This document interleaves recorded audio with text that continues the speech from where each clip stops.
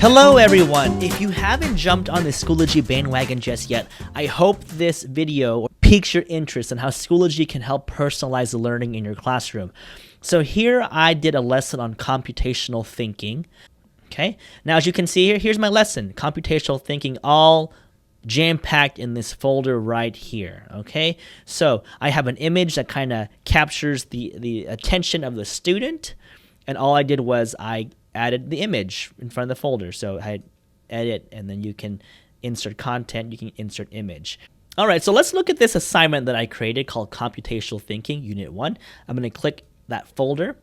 There are 6 components to my assignment here, and I use student progress where students have to complete the assignments in sequential order. Okay, they can't move on to the next assignment until they complete the assignment before it. All right, so the first component is a page. This is a Schoology page, and what I love about page, you're able to embed content straight onto that page. So for example, here I have a Google slide presentation that I created in regards to computational thinking. I have my objective. This is what I want the students to gain from this assignment. By the time they reach the end, they should be able to answer these components. And then I have the to-do. This is what my students are going to be completing, and I also showed what I'll be grading. Okay? So we've got an ed puzzle here. I've embedded an ed puzzle, or assigned an ed puzzle to this lesson. Now this is a video that I found. I didn't create this video. I didn't even create the questions that are embedded in this video. I just found this on ed puzzle. I, of course, vetted the video, and I thought it was great. It was perfect for what I need my students to learn, so then I attached it to the assignment. Then I added a discussion. Is computational thinking just for coders? So I have a thought-provoking question. Is it just for coders? I don't know. So let's click on the discussion, and I'll show you what I have the students doing. I had them review what is computational thinking just in case they need a refresher. Then I wanted them to post. Recall an experience where you had gone through the process of computational thinking. How does computational thinking relate to project-based learning or design thinking? This may be a topic they are familiar with. Project-based learning, if they've done project-based learnings in classes, in other classes, they can kind of connect the two. And is coding and programming a vital piece in computational thinking? Okay. Then I want them to respond to 2 individuals using the following sentence stems. Your goal is to support their claim and to carry on the conversation in a civil manner. I agree because, or I disagree because, and I wonder if. Okay, so the purpose of the discussions isn't just a cross check box saying that I did it. Discussions are supposed to promote discussions, promote civil conversations, kind of push others into thinking divergently, all right? And, you know, creating discussions, it helps if the teacher's involved in the discussion process as well. So if you are an active participant in discussions, you can lead the discussion and helps lead them into discovering the objective. And then I have a rubric to help guide the discussion. So that's discussions can be a class in itself. And if you have any questions about discussions, I'd love to help you create that. Then we have a small group discussion with Mr. Legaspi. They cannot get to this step until they completed steps 1, 2, and 3. So small group with me, whenever we're personalized learning and we're doing the blended learning model, having a station where they're discussing with you or demonstrating their knowledge face-to-face is important. So I've learned this strategy the other day. Once they get to this step, they write their name on the board. Once they are the 4th person to write their name on the board, they circle in a group those 4 names. So now those 4 students are in a group. They meet with you, the teacher. You can check for understanding. You can have deeper discussions about computational thinking just to make sure that they can demonstrate their base knowledge of computational thinking before they move on to the next step. So they're waiting for the 4th member of the group.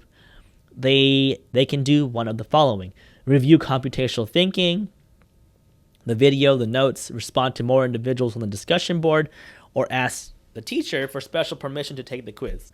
Now, that's not true. They don't have one attempt. I actually set a password on the quiz, and I want them to complete as many times as they can until they reach a 100. Now, I do this for one reason. The formative quiz is for the learning. Correct. So I don't want them to stress out too much about getting it all right. I want them to gauge their learning and have them understand that if they're not there yet, if they didn't get a 100, they need to go back and review the information and then take it again.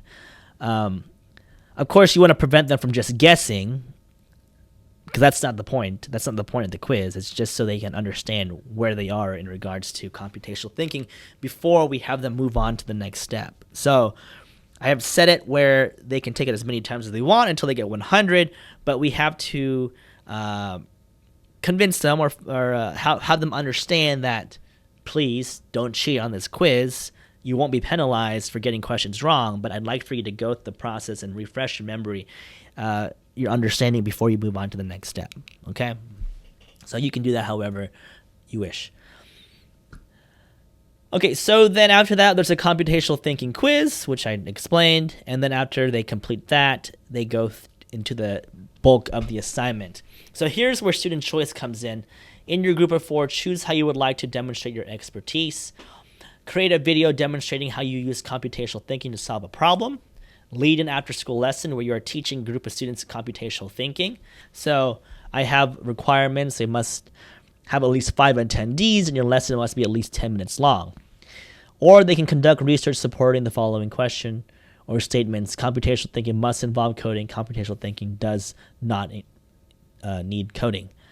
A 2-page paper, a Google form, and data analysis. So there are 3 ways that they can demonstrate their learning at the end of this unit.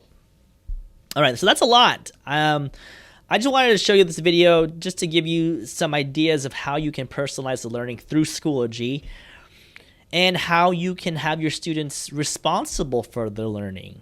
Now, of course, there's some work on the back end when you're creating these lessons, but there's the artistry behind it. And what you get to do as a teacher, you're now the facilitator of the learning. You're not having to stand up there in front of the classroom and give them information to make sure that they're absorbing it. You've given them an option. They're going step by step. They're working on they're in charge of their own learning, but you're still there to manage and walk around the classroom, conduct mini station lessons, so you can meet with a small group face to face. So one strategy they can use for your classroom. I rambled on way too much. If you have any questions, or if you'd like for me to come out to your classroom and help you design one of these lessons, feel free to reach out to me. I'd love to help you out. Thanks.